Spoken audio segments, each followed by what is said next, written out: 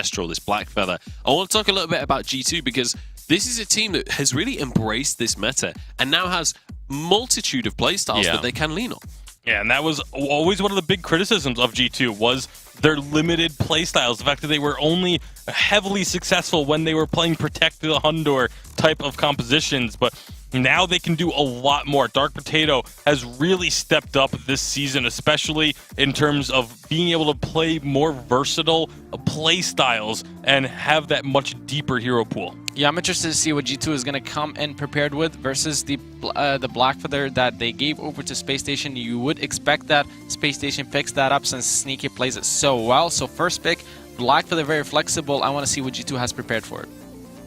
It's going to be interesting to see how they play around this pick because Blackfeather, it seems like it's a pick that most teams are actually quite happy to let through the bans at this point. We see Blackfeather in most games, but it's still a very difficult pick to play around as the opponent. Yeah, it really is a difficult pick to play around. What would be very smart here from G2 is to pick up a jungler and leave their carry last so that they have the potential to pick the Rona against the Blackfeather and not be countered. If they pick up the Rona here, SpaceStation could put the Blackfeather in the jungle and play something like a Vox.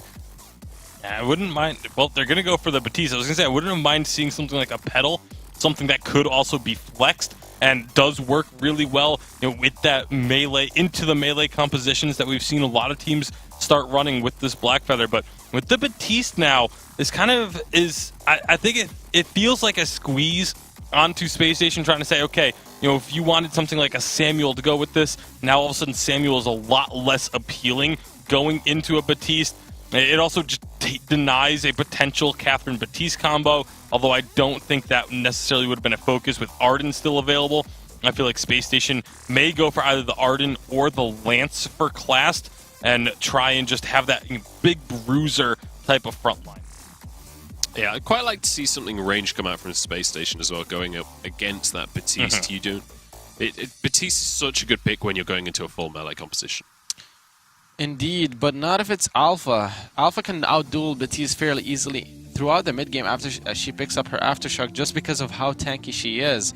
SpaceStation will have to decide here. They still have to worry about the Rona last pick that I talked about. Since G2 did pick their jungler and left their carry as a last pick, they have the potential to counter the entire composition of SpaceStation. We'll see how SpaceStation are going to round this one out. They've got the Arden, they've got the Blackfeather, certainly very strong picks in the current meta, but still need to decide where they want that Blackfeather to go. The Saw is going to be locked in. This is something that's been creeping on into the meta and has had some phenomenal games recently. Yeah, the teams that have been really focusing on playing the Saw have had great performances with it. I'm curious because this is one of those teams where there's a chance, a small chance, that the Saw goes into the jungle. I don't think it's going to happen here, but you have to keep that possibility in mind if you are G2. At the same time, I wouldn't be surprised if G2 picked up Celeste here and played double CP. It's something they've done in the past quite often, and Celeste just works against Saw so incredibly well. If it's not the Saw, it could be a Baron just because you have range, but it would be very hard to survive against him in the early game. So Celeste, it is going to be double CP against the Saw. It should work because Celeste can hold off against him with the wave clear, and then once she gets to level 8, she has a much longer range. The difficulty that I could foresee here, though, is Blackfeather can destroy a Celeste in the late game. Going back even last update, that was the hard counter to a Celeste. Celeste was getting played all the time. Blackfeather started getting picked up to counter the Celeste and was beating Celeste every single game. Indeed. If it is a jungle Blackfeather, however, that's not going to be the case just because he doesn't get as much items, he doesn't get as much gold. In my opinion, what would be very smart for SpaceStation is to play CP, Saw with a weapon power Blackfeather, and then you have a very strong composition against Celeste because you put down the suppression fire, Blackfeather goes in, and you eliminate the Celeste. I know you're chuckling because whenever I talk about the CP Saw, no one does it. The CP Saw is really strong. Like, I don't think people are giving enough credit to how strong CP Saw is on this update. I mean, I don't disagree with you guys. I just find it amusing that we always have this conversation. Never seems to happen. I'm hoping it will also be the case coming on into this one. How are we feeling this early game is going to go? Because, Saw, whether CP or weapon power, can put a lot of pressure on the game. It's tough to really predict how it's going to go because if there is a weapon power versus crystal power, and the same with the Blackfeather, that's going to drastically change how this early game is going to be shaping up. Yeah, for sure. At the same time, though, Celeste and Betis should be able to hold off the early game, especially since they have a Lyra on their side as well, the sustain coming out. They should be able to hold off in the early game no matter who they go up against in terms of items decision, weapon power, or CP. So G2, in my opinion, coming out with the better draft, but they still have to execute. I have to ask, once we get towards the later stages of this game, will the double CP be a concern? Or I don't have time to ask you that question. We are going to be jumping on into this game. Let us know who you think is going to be able to take this one. Is the Celeste going to be enough to take out the Saw? Let us know on Twitter, #Vainglory. It's time to jump into our second semi-final. It's SpaceStation Gaming versus G2. Let's jump into it. We are going to jump straight on into the action. I'm Medic. I'm joined by Denominator to bring us the games today. SpaceStation Gaming on the blue to start us off. G2 looking for that win, looking to close the gap with SK and maybe take them out in the finals on the red side. It's a Jungle Baptiste, it appears, to start us off here for G2. And Denominator, I'm sure you have many things to say about this draft. I definitely do. So it's going to be interesting to see what the side of SpaceStation Gaming does decide to go with their builds. Right now, it is looking like double weapon power. And while the weapon power Saw is a really good pushing tool, and the weapon power Black Feather is very good at taking down a Celeste, Hundor is a very renowned and known Celeste. And into the Saw, that is a huge counter. The zoning potential coming out of a Celeste makes it so difficult for Sneaky to actually be able to get any damage down in the fights. So those are going to be things that we have to look out for here, is are they both going to commit to weapon power, and will Hundor be able to keep Sneaky back? I think with only a weapon blade and a book of eulogies, it is very possible that Sneaky could be going that crystal Saw, but historically when we've seen him play this pick, it has been on the weapon power just to get that raw amount of push, and that's so difficult to do against Hundor on this Celeste. Hundor, as you say, incredibly well known for this Celeste. Baron, one of his power picks as well. We saw that in the last series. Sneaky, already up to that level 3 mark, can spin up on this Saw. Always looking for those early turrets, and you hear this sort of traditional story about Saw that if you haven't taken a turret by the 3 to 5 minute mark, really you're going to start struggling. Do you feel that's the case in this game, or do you think that SpaceStation Gaming still have enough power later on to actually deal with G2? Well, that's the key thing. Is Ooh, are it's they going to have the? It's CP Saw. And this is smart. This is incredibly smart because Iraqi's is just like cheering like a little child on the desk. You absolutely know it. He's smiling ear to ear right now. This is the smartest route for them to go, specifically because once Sneaky is spun up, he cannot get out of the damage range of Hundor. The question here is, are we going to see it be a effective CP Saw? We've seen, or at least in the off-stream game on this, last week we saw Sneaky play the weapon Saw, and they dominated. I mean, they absolutely destroyed with the Saw.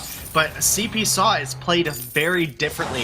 The CP Saw is almost more of a assassin-style play, because it's going to rely on the Joker getting a target low and then Sneaky coming in for the execute. Now, there are a couple things he's going to have to watch out for if that's the case. Obviously, the Bright Bulwark can slow him up or prevent him from using the Dank Shank, the Roadie Run.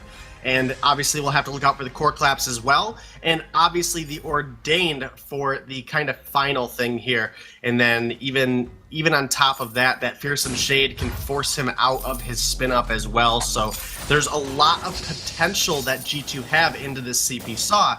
But again, if Hundor gets down to half health, if the Joker is able to come in and get him around half, Sneaky can just execute him at that point. I mean, it's no questions asked. It's half health done.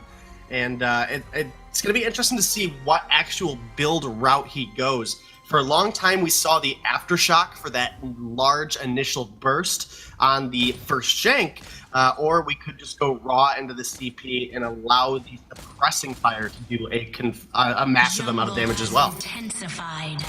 There's so many different options, so many different opportunities for SpaceStation Gaming. They are out of the running for Worlds now, of course, but they can play spoiler to G2 here. If they take the win off them, it becomes a lot harder for G2 to secure that #1 seed with SK already in the finals. Very even early on, a little bit of a gold lead for G2, and a lot of that coming from the fact that Hundo is able to farm very effectively in this lane. Has got a Shatterglass first item as well. Keanu not quite at the Fountain of Renewal yet, but nor is Classed. So neither roam actually with that big team fight ability yet. See if G2 are able to find and engage. They now have the ultimate coming out from the Batiste. The Fearsome Shade is available. It does seem very difficult for Sneaky to actually assassinate, to roadie run in and get that shank off into the back of one of the G2 members, just because of how much protection there is for this backline of G2. Yeah, it definitely is going to be difficult for him to do so. Again, there's so many utility skills that the side of G2 has that can prevent him from doing so. But even though that's the case, the Suppressing Fire will also do a massive amount of damage as well as provide a slow. He has gone the Aftershock first, so he is going for that initial roadie run into a Suppressing Fire build. What that's going to do is it's going to take a big chunk out of somebody's health to start, and then the Suppressing Fire, if landing on them for a full duration, definitely can shut them down. And it is G2 now going the double crystal route, obviously, with the Batiste and the Celeste. They do have a lot of damage that can poke this Saw out while he's using that Suppressing Fire. So we're going to have to rely on the Joker getting onto Hundor and shutting him down. Otherwise, even as a CP Saw, Sneaky is just going to be left for G2 to mangle. That is the difficulty, really, for them. If Joker isn't able to be that effective on this Black Feather, then they will really struggle to actually get onto that backline and do the damage that they need to do. No real damage onto this turret either in the lane yet, because Hundo on the Celeste is able just to clear out the wave. Keanu doing a good job of keeping it around for Hundo, and those Supernovas will take it down very quickly. Hundo already on his way towards that second item as well, has 1,500 gold just sitting in his back pocket. Only 6 minutes in, we're looking at a 2 items Celeste, basically, and Celeste is one of these carries that scales so well into the later game as well, especially when you get the overdrive on that Heliogenesis. You can just poke from such long range and really harass down your opponents.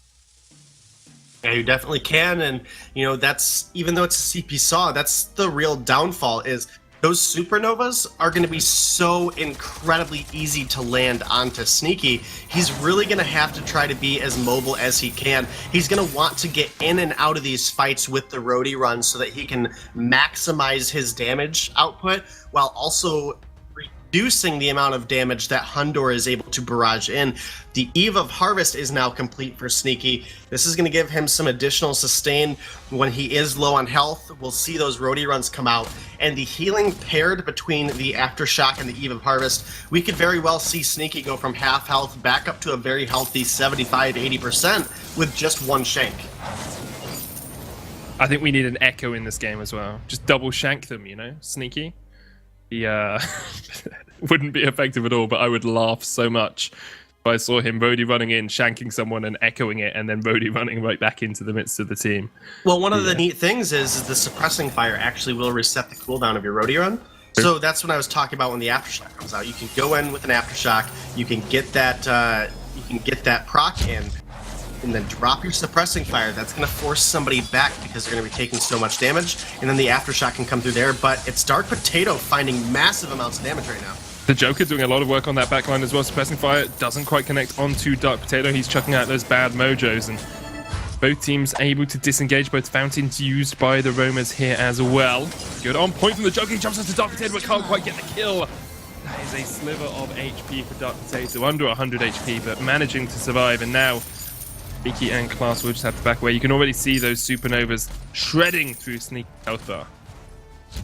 Yeah, they absolutely are. Again, Saw so immobile that it makes it an easy counter for Hundor here on this Celeste. Even just the zoning, that even if he's not landing the Helios, he can force Sneaky back, and that's going to separate the Joker and Sneaky quite frequently. And that's where G2 is going to be able to find their capitalization and find a way that they can push for an advantage, as well as the objective damage coming out of Hundor is going to be pretty sizable as well. He already has the Clockwork second item, so these Helios are going to get spammed out every single second.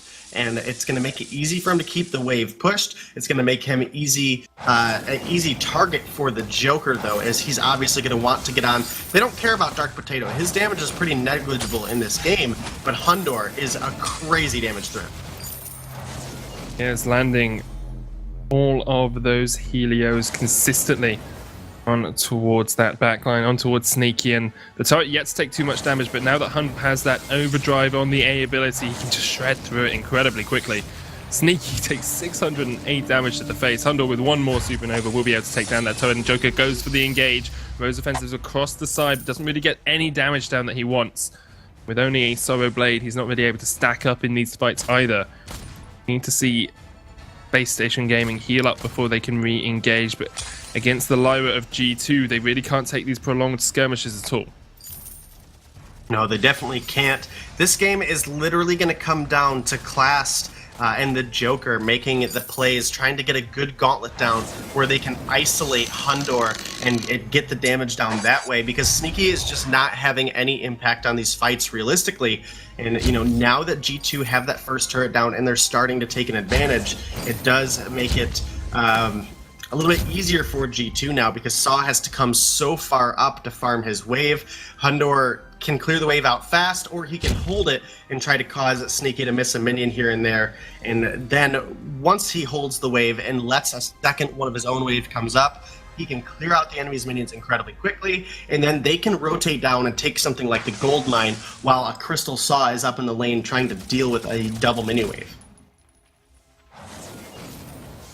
And this is the sort of performance we expected from G2. You know, it's confident, it's calm, it's measured. They've got great poise as they approach the mid game here as well. They've got a 2,000 gold lead coming up to that 11-minute mark. And this is what you want to see if you're challenging for that world spot. You need to be consistent. You need to be strong, even against teams that have had good runs recently. You know, SpaceStation Gaming, as Salty Potatoes last week, did a great performance and now looked pretty strong yesterday as well. But could be the gold mine going over to G2. The gauntlet does come out. The Joker takes an absolute chunk of damage. The Fountain used the block on it towards that stun. Dark Potato in that front line. Double stun on the back line as the core collapse comes down. And now Hundor, even though he's low on energy, can just rain down hell upon the SpaceStation Gaming lineup. They went in for the gold mine, but they lose it anyway. And G2 get the immense gold payout 12 minutes into this game. G2 looking pretty commanding in the lead at this point. There's not going to be much that SpaceStation Gaming can do. The Joker needs to get much further in his build before he's able to have the impact on the Celeste. You know, we were talking about that weapon Blackfeather being one of the biggest counters to a Celeste. But as Iraqi Zoro mentioned, it is a jungle Blackfeather. He is not going to get the same gold as he needs to try to kill the Celeste, as well as Blackfeather as a weapon power hero is not somebody that capitalizes off of level advantage. So he doesn't really gain any benefit of being in the jungle. I'd almost like to see Class sacrifice some of his ambient gold and allow the Joker to get the ambient gold here out of the lane. Would make a lot of sense, but G2 are pushing forward for this next turret. Hundor doesn't even really need a wave here, can just rain down the pain from the skies, from the stars. Already chunks out that turret quite a lot, down to half, and another couple of Helios will take it out. It's another turret going over to G2, and SpaceStation Gaming just don't seem to have an answer. 4,000 gold behind at the 13-minute mark, and it's looking like it might be a pretty quick game here for G2 as they've got 3 items completed on towards Hunter, building up to that 4th. Dark Potato is sitting on 2 completed CP items as well, and Keanu has basically the full set for a roam with the Fountain Crucible and the Atlas Pauldron. Yeah, I absolutely agree with all of that. I mean, G2 is just ahead in every single aspect right now. Dark Potato, Shatterglass, Clockwork Complete, working into a broken myth of his own. Hundor, 4 offensive items, obviously able to push just about anything down that they need him to. And Keanu Nakoa, I mean, shy of a War Treads, is basically almost at full build. They might look for, you know, possibly going into an Echo on this Lyra for the final item, or maybe even a Null Wave Gauntlet just to really get the advantage. But the Joker right now, with just a Sorrow Blade, does not have the damage to contest Hundor, while Sneaky has 2, almost 3 damage items online. But because of the severe trade-off with the Saw into the Celeste, he's not actually able to get any solid damage down with the items he has built. Gauntlet comes in once again, the suppressing fire used as Joker jumps onto the backline. Hundor somehow still alive, eventually gets taken out by the Dank Shank, and that's what Sneaky can do if he gets in with that roadie run. SpaceStation Gaming able to get their first kill of the game, and it's on to that Celeste. It's the target that they need to isolate. Yeah, it definitely is, and now SpaceStation Gaming are going to go ahead and take the opportunity to start up the gold mine. Sneaky on this Crystal Saw does not have, almost any pushing power in the lane. As we see, it takes him, all of his abilities just to clean out the minions. And now this gold mine should ideally get, secured uncontested. Lyra's on their way, but not even going to make it in time. So finally, for the first time in this game, SpaceStation Gaming have found something for themselves off the kill of a Hunter there, who has now actually even thrown out the Solar Storm. It did miss the steal, and that's going to be a 20-second cooldown on that ability now. He does have 3 points put into it and the clockwork, so not the most detrimental loss to the team, but you definitely want to make sure if a fight breaks out, you have that ability ready to go. That you do. Once again, G2 trying to set up vision control around this Baron. They do have the flares that they can pop out. Contraptions finished on Keanu as well, so he can lay down some scout traps if he wishes. Dark Potato is the one to step forward. Class gets stunned up with the core collapse and taken very low with those Helios.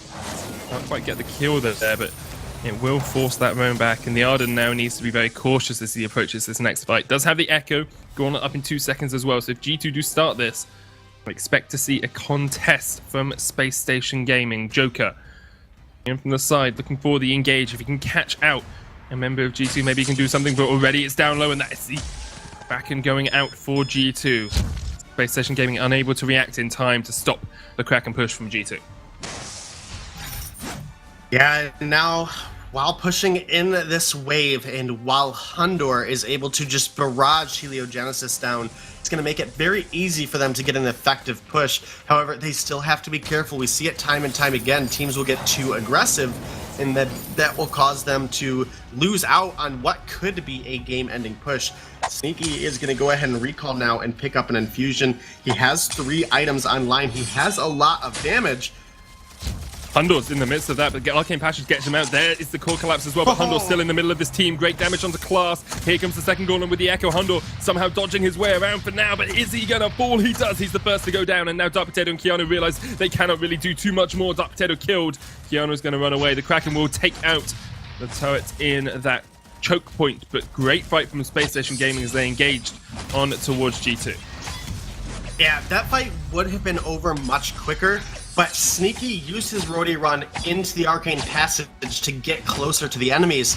Meanwhile, Dark Potato had just wound up a Fearsome Shade, and it did force Sneaky out of the fight. It was not blocked. It forced him all the way up to the top wall in the lane there, and unfortunately, Hundor was not able to find the damage onto the Joker, who was bouncing around that fight, getting barrier from Clast, and they were able to finally find an actual convincing fight. They found Hundor earlier, but this game, there's been a lot of pressure, but there has not been really anybody able to find a kill because of the escape potential of the Saw. He does take a lot of damage up front, but he has a way to get out. And right now we're at an 18-minute 4-kill game, and 3 of those kills just happened. That they did, but it's not all about getting kills in this game. It's about poke if you're G2, just harass down your opponents, and if you're SpaceStation Gaming, it's about all-inning and catching out Hundor. They've done it twice thus far. They just need to do it a couple more times, and they can look for those pushes. But at the moment, they are down yet to take a turret. They are still behind in terms of gold, almost 4,000 in the hole. G2 have shown us that they are consistently one of the best teams in Europe. SpaceStation Gaming have looked good over the last week or so, but not as consistent as the G2 army. Yeah, and you definitely expect that SK is watching this game right now, biting their nails, hoping that SpaceStation Gaming is able to pull this one off. If they're able to shut down the points for G2, then SK would be very comfortably ahead and only need to pick up a win for the rest of the day, secure their spot. So SK really relying on that one right now. It is Keanu Nakoa taking a lot of damage from Arcane Passage out. That's the safety of the Lyra. It does mean it's 40 seconds until that's back up, so SpaceStation Gaming might look to take a fight. Here we go. There's the gauntlet. Look for Hundo if they can get onto that backline. The reflex box come out. Is there an echo? It is. And they're looking for that jump back in. The kill already goes in. That's a Saw Shank redemption as they get on towards Dark Potato. But here goes Hundo trying to turn it back around. Does have those Helios. Second gauntlet was used. Sneaky with the suppressing fire. Is going to take a lot of damage with the core collapse. Here comes another Shank. Onto the back of Keanu. Not enough. Class now trying to run away from Hundo, who is on the aggressive warpath because he's got Solar Storm up in just a second. Now it's back. There's the suppressing fire once again. There's the Solar Storm. Hits Sneaky. He's so low and he cannot escape. This is great from Keanu as he rains down the stars on the Joker, but now he's got no energy and the Joker is laughing all the way to the bank. He cleans up the kills. He gets the ace for SpaceStation Gaming and they win the fight in the jungle. Absolutely they do, but unfortunately this Blackfeather not going to be able to solo out the Kraken. He is going to come push off the wave and get one turret, but that's a 20-minute first turret. SpaceStation Gaming has been able to find the last fight and a half, but you know they lost out on Sneaky in Class 2, which really takes away anything they really gained off of that push. Fortunately, they were able to kill Hundor, otherwise that would have been absolutely devastating, as Hundor would have easily been able to push in the base. And now it's just us looking for the next fight. The Kraken is on the board, but this is still realistically anybody's game. Sneaky actually healed up a massive amount in that last fight on a Shank onto Keanu Nakoa. That he did, that Eve doing so much work. Class will clear out the vision around the Kraken, and next fight is going to be incredibly even between these two teams. Fusion's picked up across the board, only Class missing one at the moment.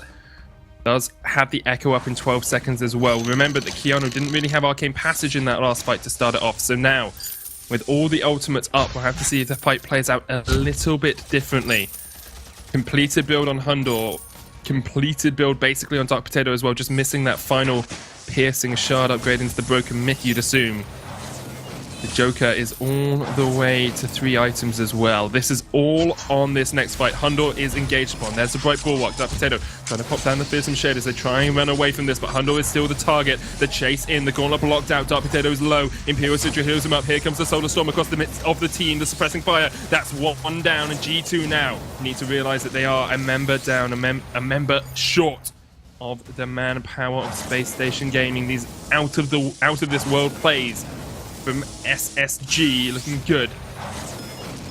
Try and find a way to dodge around these Helios, but still the stars rain down amongst them, and astronauts are not used to playing amongst the stars, but they are used to trying to get onto Hundor. The core collapse comes down. Here's the Crystal Sentry to join the fight. Another Solar Storm is going to land. The kill onto Class will fall, and now it's all on Hundor trying to dodge away. A great core collapse. Sneaky's dead as well. Doesn't quite get the kill. It's an ace for G2 as Hundor and Keanu make an amazing play, and the stars fell straight onto SpaceStation Gaming's faces. Yeah, they did, and I think that's just going to be G2 pushing in and ending the game. There's 30 seconds on Class and the Joker. They have a double ace wave, or the remains of a double ace wave, pushing in the base, and we've seen the damage that Hundor is able to do onto objectives. I mean, 5 Helios is an entire turret, and he has them up every single second. That's the game going over to G2. They take one up over SpaceStation Gaming, and they are still very much in the running for that world spot.